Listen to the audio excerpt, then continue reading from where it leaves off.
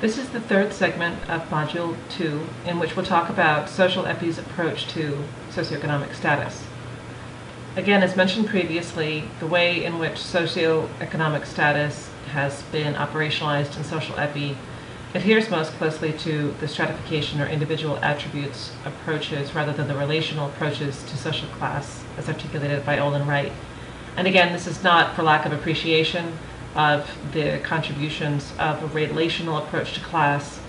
It's rather out of necessity in terms of how we can operationalize measures of social class through SES in order to be able to incorporate them into population health surveys and other research.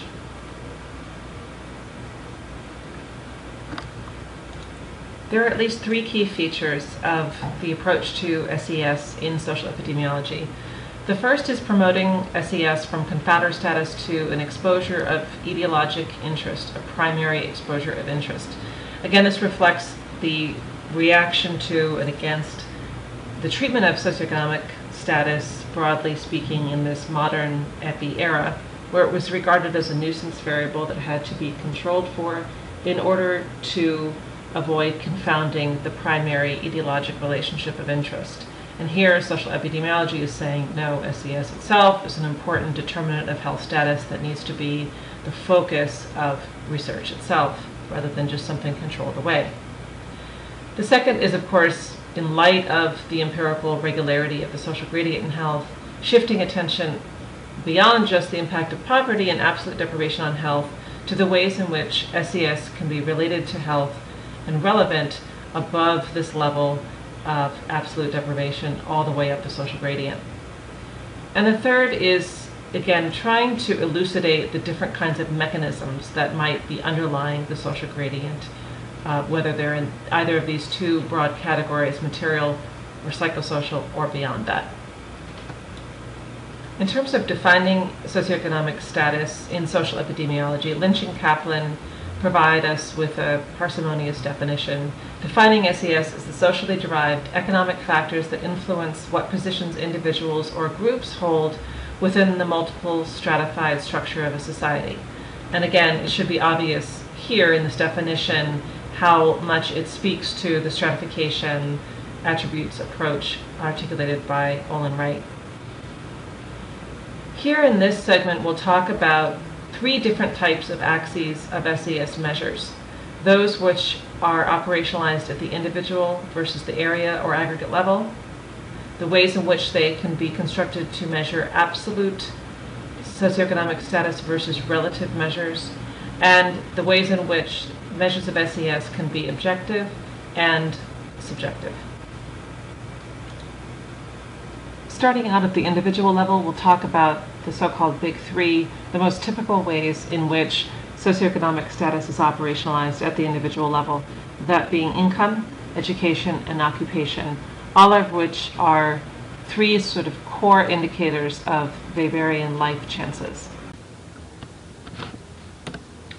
So taking income as the first measure of SES, usually through ascertainment, in terms of ascertainment, income is derived from self-reported data. Now there are exceptions to this because you can, for example, obtain information on income through administrative records like Social Security records in the US. It's possible to do that, but it's extremely difficult.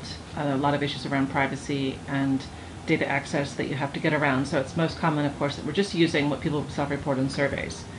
The other ascertainment issue, of course, is that you can ascertain income either categorically or continuously, the former, of course, being much more straightforward than trying to ascertain actual dollar amounts, because then you get into complications around whether you're speaking in terms of annual salaries, hourly wages, and so forth.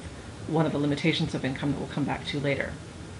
Now, in terms of analysis of income data, there are ways of doing income analysis that are both relative and in absolute terms. And of course, the most clear example of an absolute measure of income is something akin to, an example of that is the federal poverty thresholds. Now, the poverty thresholds were that define the line above and below which people are not or are poor were originally developed in the early 60s by Orshansky, who was an economist working for the Social Security Administration at the time. And they were set at 3 times the cost of the low-cost economy food plan for a family of a given size. And then this factor of 3 by which the food cost, the estimated food cost, was multiplied by became known as the multiplier. And it's important to realize that Orshansky was not initially attempting to develop the poverty threshold as a standard budget for all, inclusive of all basic necessities. So if it was a standard budget, it would include the goods and services that a family of a given size and age composition would require in a year to live at some specified level. But this was not what she set out to do, and in part because, except with respect to food, there was and still today is really no definitive and accepted standards of minimum needs for consumption upon which to base that. So the poverty threshold is derived from an estimate of basic minimal food costs with this multiplier added in order to try to account for other basic necessities. And therefore it's supposed to reflect a minimally adequate standard of living. But of course it seems even at face value to be, well, at the very least rather conservative. So for example, in 2012, the poverty threshold for a family of 4 with 2 children under age 18 was $23,283. And of course, where we are, where I am, by New York standards, that would seem really impossible to make do with. And in fact, that's the opinion of most Americans. In July 2020, 2 private organizations working on poverty issues in the U.S. issued a report that reviewed the current poverty measurement procedures. And they included the results from a Gallup poll of a nationally representative sample of Americans, which, according to this poll, set an average dollar figure for the poverty line which was about 25% higher than the official poverty line at the time. Now, defining people's income levels as above or beyond the poverty line, this absolute threshold, has an advantage of applying a same standard across different locations and time periods, which in a sense makes comparisons easier. But in a sense, it's obviously the disadvantage is that it's rather arbitrary, and the amount of income required for survival is not the same in all places and time periods. And so this threshold is independent of time and place, and it's derived without any reference to the consumption patterns or income levels of the population as a whole.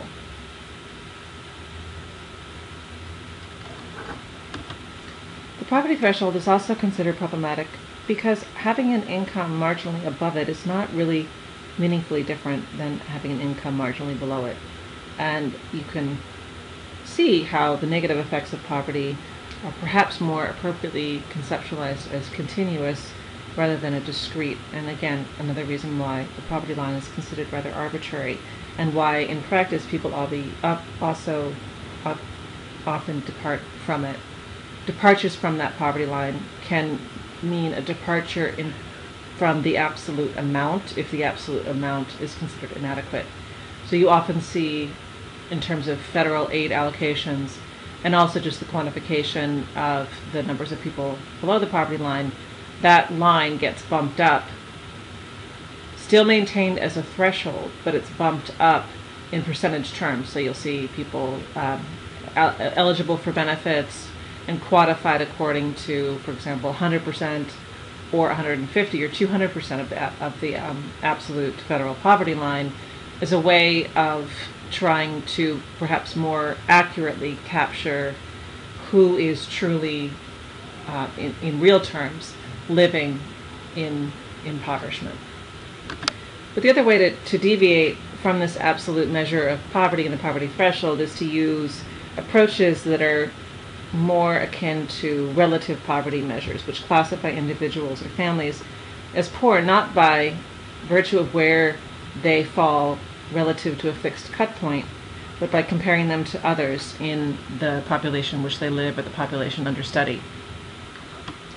So an example of a relative poverty measure you may have seen is, for example, the number of people who are at 50% of the median income in a given population.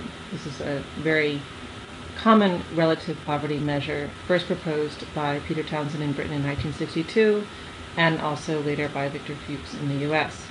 And this kind of measure gives us a better sense of how an individual or a group is faring relative to an aggregate measure of the population in which they reside or the population under study. And as a result, with this kind of approach, if everyone's real income in an economy increases, but the income distribution stays the same approximately, then the rate of relative poverty will also stay the same. So you're pegging that threshold level, or that point under which you demarcate people as deprived or in poverty, relative to an aggregate measure of the standards of the population as a whole. Two other complexities of income reflect the fact that income is highly variable over the life course. So one of the challenges we have using income as a measure of SES in practice is that we're often using a measure that is relatively static, taken at one point in time, and doesn't really account for the fluctuations over the life course that have occurred and will potentially occur going forward. An argument for, therefore, using multiple measures over the life course if they are available, as some people do. The other is how you try to adjust for things like local standards of living, also for other dimensions of income, or so sources of income, or also the draws on income, as a way of trying to more accurately approximate people's access to purchasing power and consumption. So, for example, if people are deriving income from multiple sources, from benefits, government benefits, and so forth, if they're also servicing debts to a great degree as part of their income, these expenses are not captured in the absolute measure of earned income for a given year, or even a lower level of time. And so attempts to really try to better approximate how much your measure of income captures an individual's purchasing power, access to resources, gets increasingly complicated. One simple example, of course, is when income is ascertained at the individual level, and then trying to also take into account household income, which may be 100% a reflection of an individual's income if they are the only earner in the household, but also can be wildly divergent if they are a lesser earning member of the household relative to other household members, and therefore their absolute household income might be wildly different than their individual income. The idea of the importance of relative standards measuring individuals' access to basic necessities in terms of local standards, I think, is very nicely reflected in this quote. And the idea here being that we ought to think in terms of what is necessary goods and services for individuals, not just what is the bare bones minimum for survival, but also whatever the custom of that community, population, country just considers it to be necessary for full, respectable participation in society. So this is a highbrow, I think, treatment of that concept, courtesy of Adam Smith. And the Jon Stewart segment from The Daily Show in one of the other pages for this module also, I think, really nicely captures the concept of relative poverty and how we define poverty by relative standards. Now, in terms of education, ascertainment and analysis is relatively much simpler. This is almost always based on self-reported level achieved, unless in certain low-income countries and contexts it may be quite relevant to ascertain the level of schooling, highest level attended and highest level completed, if we're talking about meaningful differences between 5, 6, 7, 8 years of schooling. Typically in countries like the US, we're looking for categorically defined levels of achievement: high school or GED equivalent, some college, full college, higher than college, so forth. So we tend to either ascertain or at least use in analysis these categories that correspond to meaningful thresholds of achievement through, for example, degrees, which we know to be very relevant for subsequent labor market opportunities and earning. Occupation immediately gets us back into something much more relatively complicated. In the UK, the availability and use of ranked categories of occupation is, as you've already seen, much more common than what we've have in the US. So, for example, the Standard Registrar General's classifications here cover 5 categories that are based on some hierarchy of occupations in terms of skill. Usually these measures of occupational status overall, and that where there's some ranking or hierarchy imposed here, are based on some combination of relatively speaking educational or skill requirements, the monetary rewards that go with the occupation, and with the perceived prestige of the occupation. These ones are based on skill, and of course very commonly used in places like the UK. The Hollingshead Index is used in the US not very commonly. It does provide an ordinal ranking of 7 occupational categories, which range from higher executives of large operations and proprietors and major professionals all the way down to unskilled employees. But again, it's typically not often used in EPI research in the US. The US Census also provides very detailed classification schemes that really incorporate hundreds of occupational categories, but start very quickly to deviate from an ordinal type of ranking, which makes their utility for trying to use in analyses of socioeconomic status much more complicated, because then you're not looking at something that provides a graded hierarchy. You're looking at just different categories. The Duncan SEI index is based on occupations that going back from the mid 20th century that are linked to a national opinion, U.S. opinion polls about prestige, and try to link these two sources of information to rank again. But it does. This, I think, is one that's considered to be relatively robust for research purposes, but again, is not very typically used. What we do use, rather, in the U.S. is indicators of employment level, and usually that just captures the degree to which somebody is employed full-time, part-time, or less in the labor force or not, and therefore is not, in fact, a very robust measure at all of socioeconomic status. So again, we've reviewed income, education, occupation as being indicators that are most aligned with the stratification approach to class. Now I would just like to speak a little bit more at length about some of the relative strengths and weaknesses of these different measures. First, reviewing this schematic of the different possible relationships that might be underlying an observed association between socioeconomic status and health. And specifically, the possibility for this social drift or reverse causation mechanism to, in fact, be what underlies an observed association between SES and health. Okay, so starting off with income. In terms of pros, the granularity in ascertainment and analysis is a potential positive if that's of interest, to be able to have a really granular indicator of socioeconomic status. This is possible with something like income if it is collected correctly and then can be used in an analysis accordingly. And if the measure is collected and analyzed in a way that allows comparability across time and place by adjustments for cost of living, etc., then that can be something that can be more reliably used to facilitate those comparisons.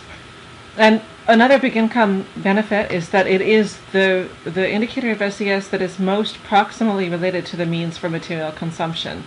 If we're interested in material pathways between SES and health, then obviously income is the measure that gets closest to the indicator of SES that allows you to buy stuff, to purchase things that may be very relevant for health. The cons are, of course, that income is very subject to drift by virtue of the mechanisms we discussed before. A health shock or chronic health disease or any kind of health condition may ultimately lead to lowered income if, for example, it leads to job loss and capacity to work or earn.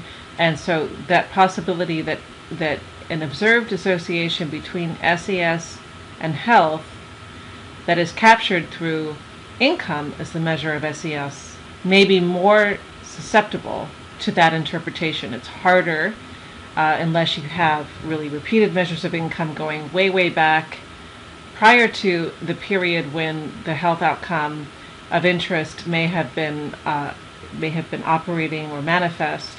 Then it's harder relative to the other measures to argue that your observed association isn't vulnerable to reverse causation. Also, even though income can be relatively straightforward to elicit, it's difficult because of its sensitive nature, and that's the downside of the fact that it's often ascertained through self-report. If we could access everybody's Social Security records, it would be much easier because we could get accurate information on everybody. And instead, what we're dealing with is a lot of misclassification and a lot of missingness because of the experience, perceived sensitivity of reporting income in surveys and people's unwillingness to disclose it. And messiness, of course, because of the various ways in which people earn income that make it very complicated to elicit on a really comparable way. Not everybody earns an annual salary, of course, and then you're looking at aggregating up hourly wages, monthly wages, and so forth, as well as other sources of income. The differential applicability, of course, refers to the fact that some people are not in the labor force and therefore not earning. And so if you're ascertaining individual income and from somebody who, for example, is a primary caregiver of children or homemaker, they're not necessarily earning income themselves, but that doesn't mean that they're not having access to income through the household.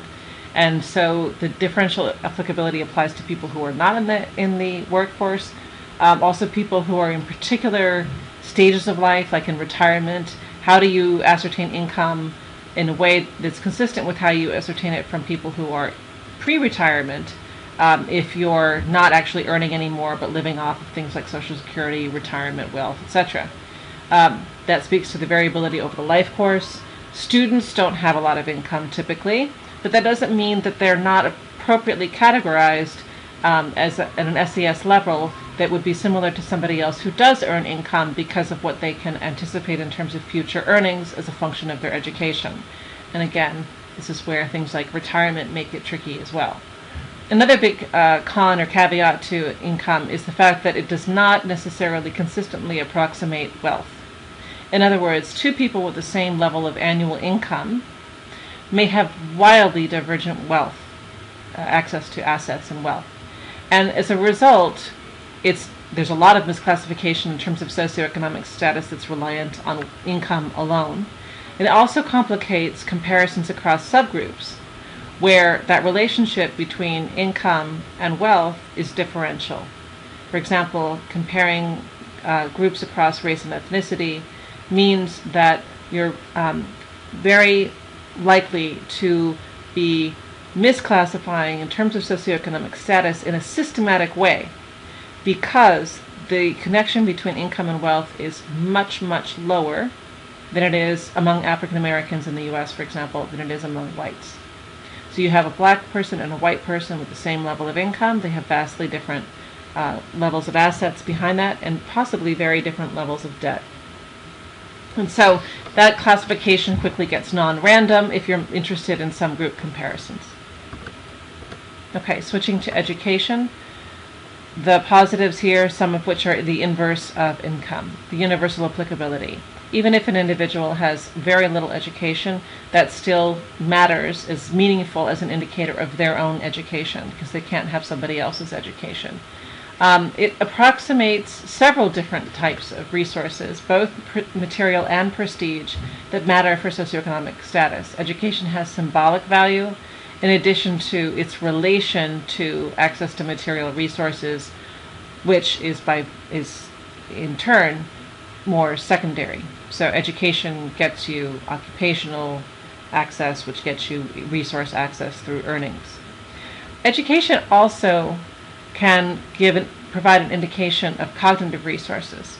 And that may be a good thing or a bad thing. It can be a good thing because if we believe that cognitive resources, ability to understand things related to health, ability to be resourceful in getting information, getting access to information, using information, and so forth.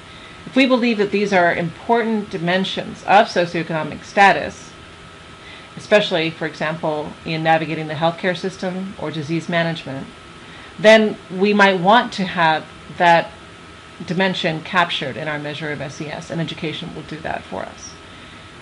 However, if we would prefer to have a measure of SES that didn't capture these dimensions as well, then we have something kind of conflated going on.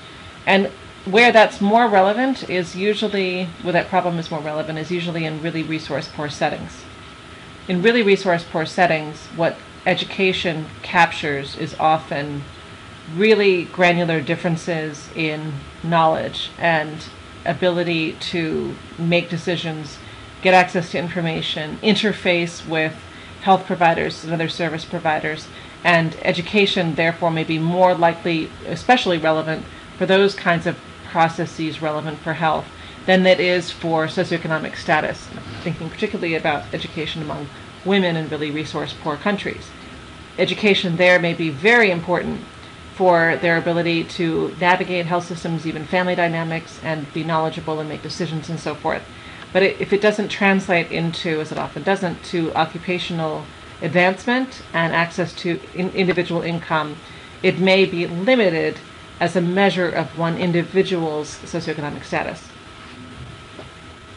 Another advantage of education is that the categories by which we often ascertain education are meaningful because they do correspond to these thresholds related to credentials.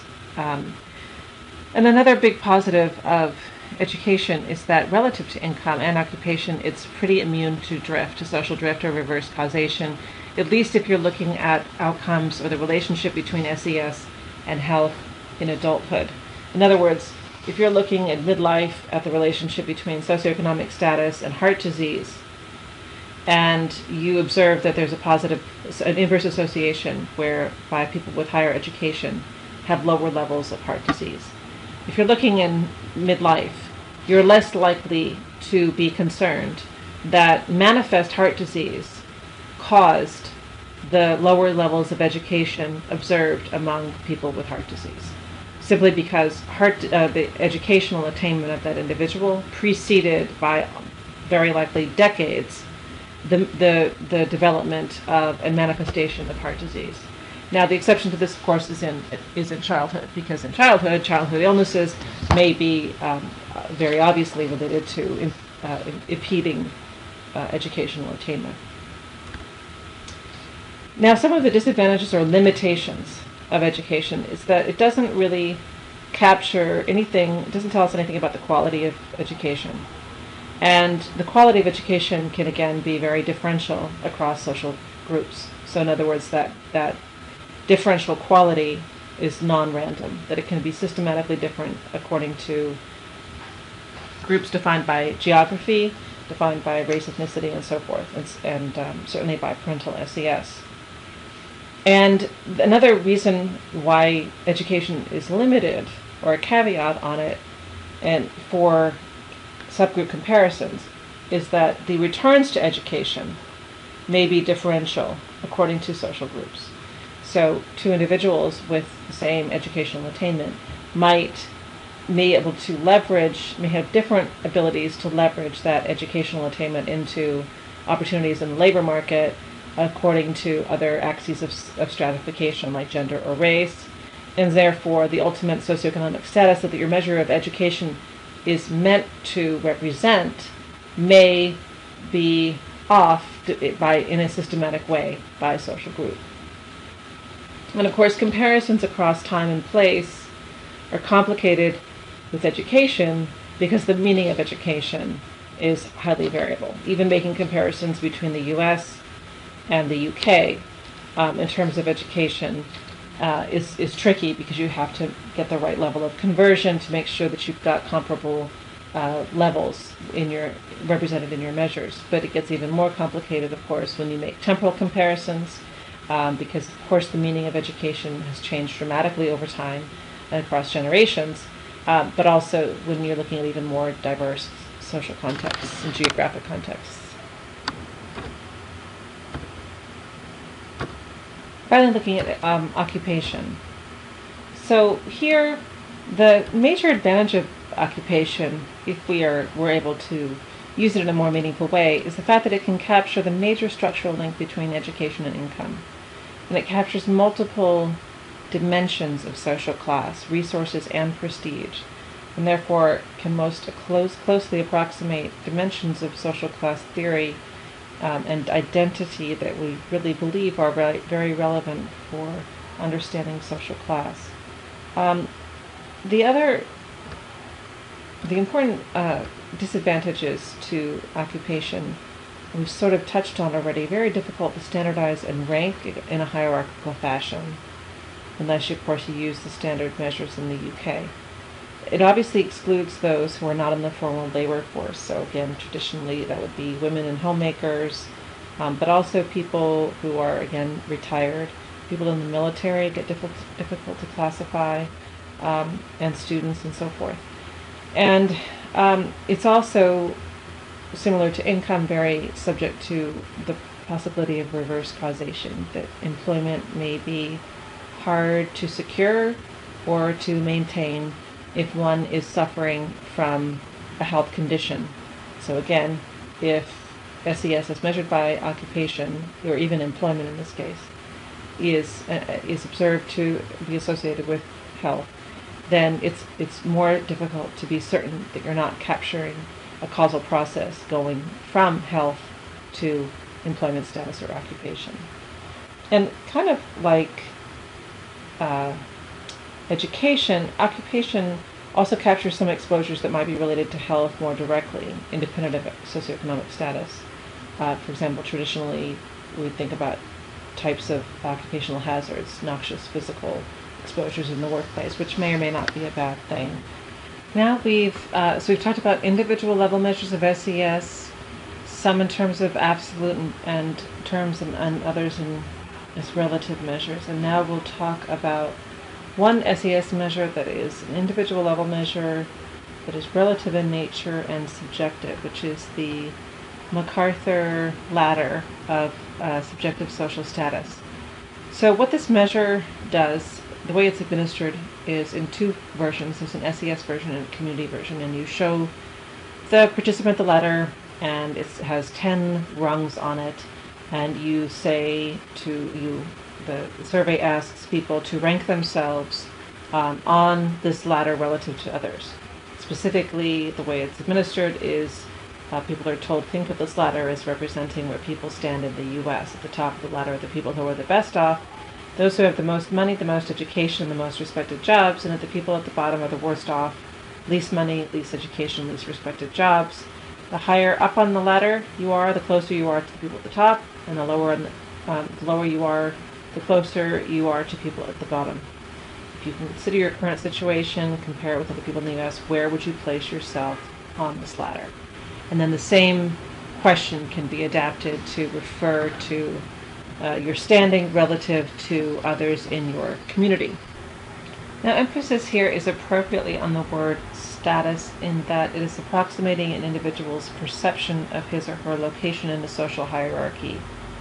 And use of the ladder has been shown to demonstrate associations with health outcomes. And much of the recent interest in the ladder has been to try to get a way of directly measuring what is hypothesized to be operative based on apparent effects of income inequality and animal studies showing the effects of hierarchy and health. In other words, the idea that there's something about one's perceived social location in a social hierarchy that itself might be relevant for health and damaging for health if at a low rank or rung in a social hierarchy, independent of one's material conditions or the types of things that we measure as part of objective social status. Now, one of the questions that arises with this measure as it's been used in health research is whether it is in fact capturing something distinct from objective social status, or instead if it's simply a proxy, or perhaps a better approximation for objective social status. And this so-called averaging hypothesis suggests that subjective social status is a kind of cognitive averaging of the standard objective indicators of socioeconomic status, but is in addition to that incorporating both current and future prospects, and so the kind of nebulous dimensions of social class that our standard objective measures can't capture, and some of them being very nebulous that would never really be able to be captured. It'd be very difficult to elicit through quantitative measures like signifiers of social class and pedigree and upbringing and so forth. But even things that we could, if we asked, capture, but don't because the complexity gets then overwhelming. Things like two people who went to college and achieved a college level of education. Well, one attended a prestigious private university and the other attended a community college. Now, those distinctions probably matter for ultimate socioeconomic attainment, and they are the kinds of things that might be factored in when one is asked to rank oneself in a social hierarchy such as this. But our standard measures simply don't get into that level of detail without getting overwhelmingly complicated, and so those sorts of distinctions aren't captured. When studies incorporate the objective measures of SES and the subjective social status indicator, they do find often that the SSS measure contributes something above and beyond standard SES measures. But again, that doesn't really tell us exactly what is being captured. In Richard Wilkinson's work, of course, looking at the relationships between income inequality and health, he's very interested in this idea because he is hypothesizing that the relationship between income inequality and health that observed is very much mediated through perceptions of place in the social hierarchy, and how these perceptions produce negative emotions that translate into bad health outcomes. And so his work would very much lean toward interpreting additive effects of socioeconomic status measured through SES or subjective social status as being reflective of a related but different process than what is captured through our objective measures of socioeconomic status.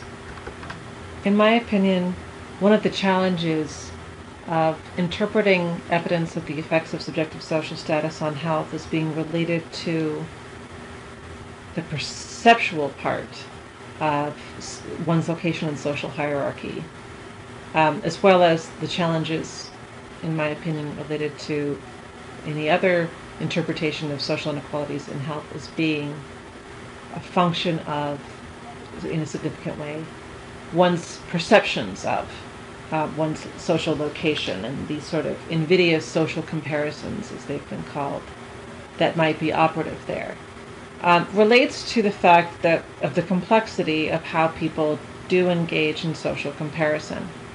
And for insight there, I draw on Robert Merton's work on reference groups and relative deprivation, and his observations that people take the standards of significant others as a basis for self-appraisal and evaluation, and that self-appraisals depend on people's comparisons of their own situation with that of other people who are perceived as being comparable to themselves. And the visibility of others and their welfare is key to this process. So the idea that people make comparisons of their own conditions to others is certainly not new or hard to believe. But the ways in which people do it, as argued here by Merton, are very conditional, very much dependent on the reference groups involved, and those having these characteristics of being people relatively significant to oneself, comparable to oneself, and where the things they have are visible. And so, given what we know about widespread homophily, birds of a feather flock together, people surround themselves by others who are more likely to be comparable to them, and make comparisons to those people rather than to the Bill Gates of the world, and so forth. The idea that things like income inequality overall as a determinant of health is due to the fact that in unequal societies, people are more likely to be making comparisons of themselves to others and therefore feel bad and get unhealthy, is to me a harder interpretation to take at face value than many of the other interpretations of those empirical facts that have to do with some of the other mechanisms we've been talking about, both material mechanisms and psychosocial. And very quickly, I just want to wrap up with a brief discussion of some area level measures that again can intersect with these other axes. Area level measures can be absolute or relative, and they can also be objective or subjective. So at the area level, we might be interested in measures of SES at the area level, whether that's the neighborhood, county, state, country, etc., census tract. We might be interested in area level measures either as a proxy for an individual level measure of SES that we just simply don't have because we don't have the necessary individual level data, or because we might in fact be interested in a so-called contextual effect, that the measure at the aggregate level, at the area level, is itself of substantive interest to us because we're interested, for example, in studies of neighborhood effects. And we want to understand how, regardless of one or independent of one's own income, how living in a neighborhood with more or less aggregate income affects one's health. Again, these measures can be absolute or relative, and they can also be subjective or objective, depending on how they're ascertained. Objective measures are the examples I'm showing here, things like median income, the percent unemployed, percent owning homes, percent with less than high school education. So you see how these measures are intersecting with the big three we've talked about: income, education, and occupation. Then of course we have relative measures at the absolute level: median income, percent of poverty of households, at 50% of the median income. Here we have the poverty measure, which is defined in absolute terms. The poverty area is an area in which more than 20% of the households in that area are below the poverty line. But you can translate that into a relative measure. If you say, for example, what is defined as a poverty area, those in which more than 20% of the households were at some percentage level below the median income level for that community. And the Townsend Deprivation Area Index is a way of getting at characterizing an area where, in terms of access to goods and services and material resources deemed to be important for the standard of living in that community. And this has to do with home ownership, car ownership, etc., other material resources that can then be aggregated up into an index and ways of characterizing an entire community. The subjective types of area level measures would be aggregation of subjective assessments of a community, for example. So if individuals are asked about the extent to which they perceive their neighborhood to be safe or free of crime, they could be asked for subjective perceptions of people in their community, and these measures that are subjective in nature can then be aggregated to, for example, the percentage of people who report that their community is relatively free of crime, is safe, has good schools, has good infrastructure, etc. Could be a way of characterizing the community level through an area level measure that is based on subjective perceptions. And that is the end of segment 3.